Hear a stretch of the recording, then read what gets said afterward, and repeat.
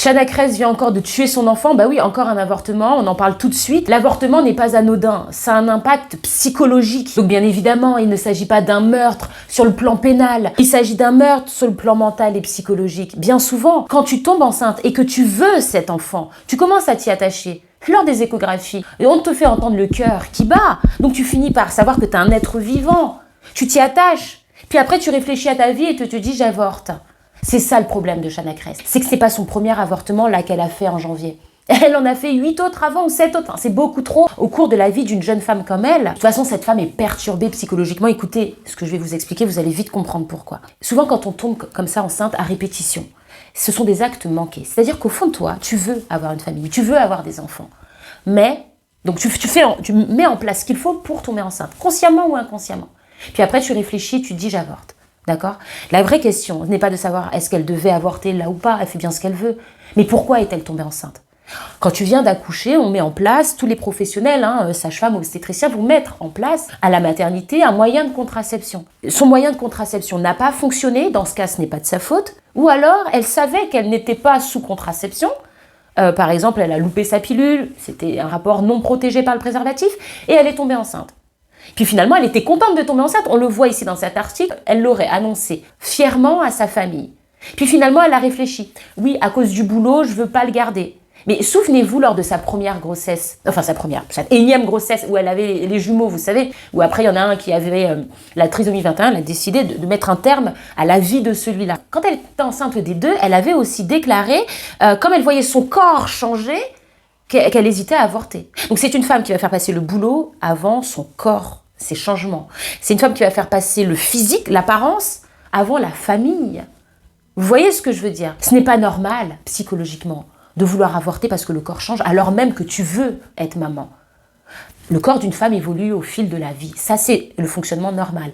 Elle a un rapport conflictuel à la nourriture, au sport. Elle fait de la bigorexie, elle fait beaucoup de sport. Des fois, elle se force alors qu'elle n'en peut plus, elle en a marre, parce qu'elle veut un beau corps. L'alimentation, c'est pareil. C'est quand même une femme qui va vous donner des conseils pour perdre 5 kilos en une semaine. Regardez cette vidéo YouTube. Mais c'est criminel. Elle est suivie par des ados. C'est criminel de faire ça. C'est pas plus de 1 kilo par semaine. C'est ce qui est recommandé par tout le corps médical. Donc, c'est une femme qui va vous apprendre la restriction cognitive. Forcez-vous à ne pas manger pour perdre du poids. Ce n'est pas un rapport sain à l'alimentation de se forcer, de se mettre des menottes, muselière. Non, ce n'est pas ça le rapport sain à l'alimentation. Elle n'a pas un rapport sain à l'alimentation parce qu'elle se force, elle se prive volontairement jusqu'à des fois faire des craquages. Et puis derrière, compenser avec le sport, tout ce phénomène de compensation, ce n'est pas sain. Elle n'a pas un rapport sain à son corps, elle n'a pas un rapport sain à l'alimentation. Et le problème, c'est qu'elle véhicule des mauvais messages. Je ne vous dis pas de ne pas la suivre. Je ne vous dis pas de ne pas acheter ce qu'elle vous vend. Je ne vous dis pas de ne pas regarder ses vidéos. Faites-lui gagner beaucoup d'argent si vous l'aimez. C'est pas ça le problème. Je vous dis simplement, n'écoutez pas ses conseils. Ou sélectionnez les choses qui vous font réellement du bien.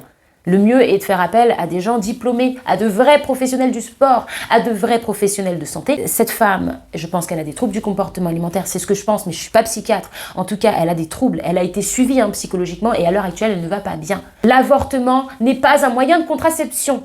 Alors, il y en a plein dans les commentaires qui vont dire « Mais non, elle n'a jamais dit que c'est un moyen de contraception. » Non, elle ne l'a pas dit. Mais une minette de 12 ans, 13 ans qui tombe sur ces vidéos multiples-là, elle va se dire quoi ? Si je tombe enceinte, c'est pas grave, j'avorte. Non.